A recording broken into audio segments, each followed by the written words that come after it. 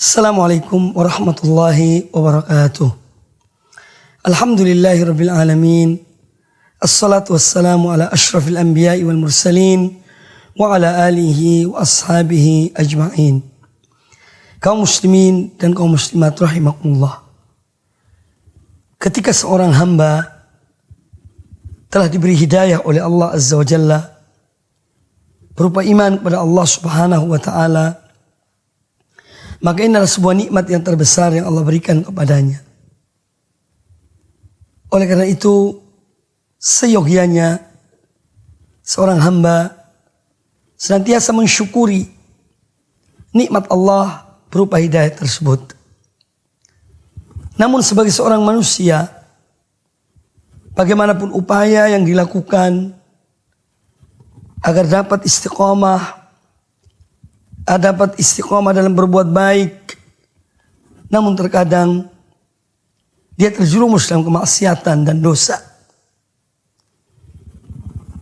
Dan Allah Subhanahu wa taala ketika mentakdirkan dan menetapkan adanya kemaksiatan adalah memiliki hikmah, dan di antara hikmah yang besar untuk Allah Subhanahu wa taala menampakkan sifatnya. Karena di antara sifat-sifat Allah Azza wa Jalla, Allah adalah zat yang maha pengampun, zat yang maha pemaaf, zat yang senang tatkala hamba-hambanya kembali dan bertobat kepadanya. Terjerumusnya seorang dalam dosa dan kesalahan merupakan sesuatu yang telah diberitahukan oleh Nabi sallallahu alaihi wasallam. Dalam hadis beliau riwayat Imam Ibnu Majah, kata beliau alaihi salatu wassalam, kullu bani adam khata'un wa khairul khata'in at-tawwabun. Setiap anak Adam pasti berbuat kesalahan, berbuat dosa, dan sebaik-baik orang yang berbuat dosa adalah orang-orang yang bertaubat, yang banyak bertaubat dan kembali kepada Allah Subhanahu wa taala. Demikian pula Allah Azza wa Jalla dalam Al-Qur'anul Karim telah menyebutkan, mengatakan pada hamba-hambanya yang berbuat dosa agar tidak putus asa dari rahmat Allah. Allah taala berfirman, "Qul ya ibadiyalladzina asrafu ala anfusihim la taqnatu min rahmatillah. Innallaha yaghfirudz dzunuba jami'an. Innahu huwal ghafurur rahim." Katakanlah wahai Muhammad, wahai hamba-hambaku yang mereka berbuat melampaui batas terhadap diri mereka. Qul ya ibadiyalladzina asrafu ala anfusihim, yang mereka melakukan perbuatan dosa melampaui batas terhadap diri mereka. La taqnatu min rahmatillah, janganlah kalian berputus asa dari rahmat Allah. Innallaha yaghfirudz dzunuba jami'an. Innahu huwal ghafurur rahim. Sesungguhnya Allah, Dia mengampuni semua dosa. Ya. Dan Dialah yang Maha Pengampun lagi Maha Penyayang. Nah, ayat ini sebagaimana disebutkan oleh para ulama, ayat ini adalah mengandung perintah untuk bertaubat pada Allah Subhanahu wa taala. Karena ada di antara dosa-dosa yang apabila seorang tidak bertaubat darinya, maka dia tidak diampuni oleh Allah Subhanahu wa taala. Kalau dia meninggal dalam keadaan dan tetap melakukan dosa tersebut, belum bertobat dari dosa itu, maka dia tidak akan diampuni oleh Allah Azza wa Jalla. Contohnya adalah kesyirikan. Seorang yang berbuat dosa berupa kesyirikan, dia harus kembali dan bertobat pada Allah Azza wa Jalla.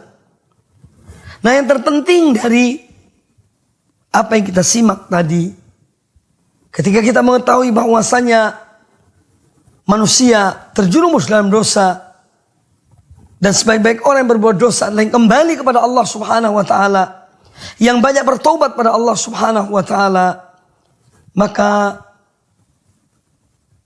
kewajiban seorang hamba yang mana dia tidak luput dari dosa dan kemaksiatan adalah dengan dia kembali kepada Allah Subhanahu wa ta'ala. Dia melakukan kebaikan.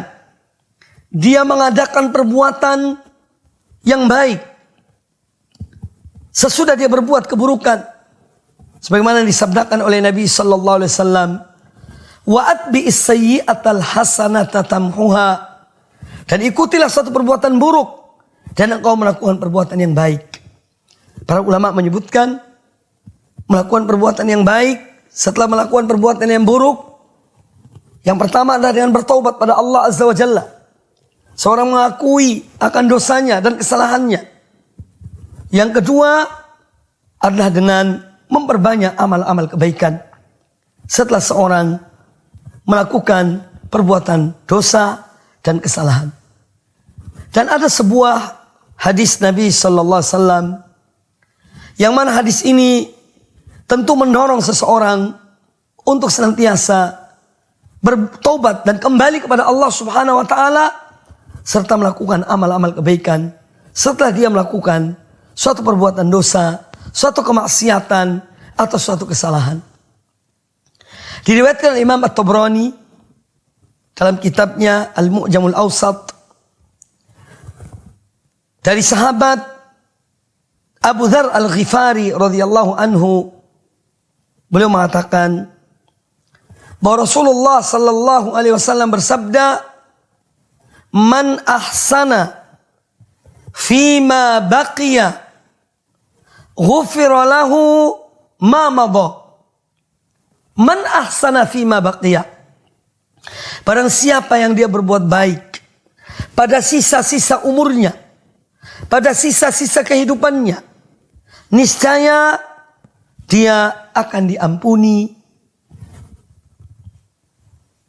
apa yang telah dia lakukan, apa yang telah dia kerjakan dari perbuatan-perbuatan dosa.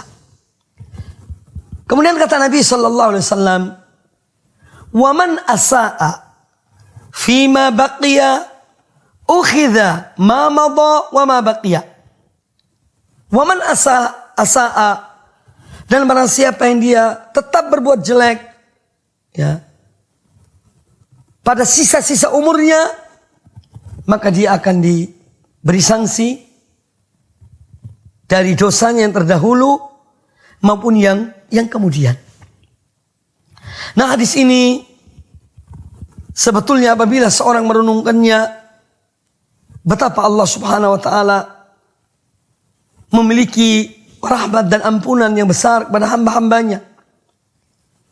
Maka Nabi sallallahu alaihi wasallam mengarahkan kepada hamba-hamba Allah, kepada umatnya, agar dia memanfaatkan umurnya atau pada sisa-sisa umurnya, sisa-sisa waktunya yang ada untuk melakukan perbuatan-perbuatan yang baik. Maka perbuatan-perbuatan yang baik yang dilakukan di akhir-akhir kehidupannya akan menghapus dosa-dosanya yang terdahulu. Dia akan diampuni oleh Allah Subhanahu wa taala dari dosa-dosanya yang terdahulu. Tetapi barang siapa yang dia terus berbuat jelek, terus berbuat dosa dan maksiat di akhir-akhir kehidupannya, sampai mungkin naudzubillah min dzalik, di akhir dari kehidupannya dalam keadaan tetap berbuat dosa, maka kata Nabi sallallahu alaihi wasallam, "Ukhidha fima baqiya wa ma madha." Maka ukhidha bima madha wa ma baqiya. Maka dia akan diberi sanksi oleh Allah terhadap dosa-dosa yang terdahulu dan yang dia lakukan di akhir kehidupannya. Makanya seorang hamba ketika dia selalu minta kepada Allah Azza wa Jalla agar Allah memberikannya, menganugerahkan kepadanya husnul khatimah, mati dalam keadaan baik, salah satunya adalah mati dalam keadaan dia telah bertobat pada Allah Ta'ala. Mati dalam keadaan dia melakukan amal kebaikan, amal soleh. Dan ini salah satu tanda, salah satu ciri seorang mati dalam kebaikan. Dan Allah Azza wa Jalla apabila menghendaki seorang hamba kebaikan di akhir hidupnya, yaitu dengan dia mati dalam keadaan baik, dalam keadaan husnul khotimah, maka Allah menggunakan hamba ini. Sebagaimana disabdakan oleh Nabi sallallahu alaihi wasallam dalam hadis yang sahih, "Idza aradallahu bi 'abdin khairan", apabila Allah menghendaki suatu kebaikan bagi seorang hamba, ista'malahu, maka Allah akan menggunakan atau memakai hamba ini. Maka sebagian sahabat bertanya, sebagian sahabat bertanya kepada Nabi sallallahu alaihi wasallam, "Ya Rasulullah, wa kaifa yasta'miluhu?" Wahai Rasulullah, bagaimanakah Allah memanfaatkan, Allah memakai orang ini, seorang hamba tersebut yang Allah menghendaki kebaikan baginya? Kata Nabi sallallahu alaihi wasallam, "Yahdihi li amalin salihin qabla mautihi." Yahdihi li amalin salihin qabla mautihi. Maka Allah memberikan petunjuk, memberikan hidayah, memberikan taufik kepadanya, yakni untuk melakukan amal-amal kebaikan sebelum dia meninggal. Ini cara bagaimana Allah Subhanahu wa taala memakai seorang hamba di akhir kehidupannya, yang mana Allah menghendaki kebaikan baginya. Maka itu kaum muslimin dan kaum muslimat rahimani wa rahimakumullah, tidak ada gading yang tidak retak, tidak ada manusia yang luput dari dosa dan maksiat, kecuali orang-orang yang memang dipelihara dan dijaga oleh Allah Azza wa Jalla. Tetapi yang terbaik adalah bagaimana seorang menyadari dan menyesali perbuatan dosa yang pernah dia lakukan.